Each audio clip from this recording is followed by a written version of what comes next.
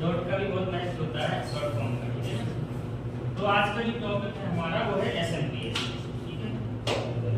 पिछली कक्षा में थोड़ा सा रिकॉल करते हैं। हमने जब स्टार्टिंग में आया था तो मैंने आपको 5S बताया था। 5S के जो अलग अलग ऐसे स्टेप थे, CD, sort, set and order, sign, standardisation और सस्टेन, ठीक है।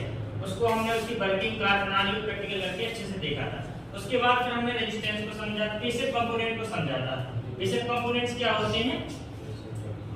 जिनमें जो एनर्जी को स्टोर करते हैं और एब्जॉर्ब करते हैं, ना कि सेल्फ एनर्जी का जनरेशन करते हैं। ये हमने पैसिव कंपोनेंट के बारे में पढ़ा था।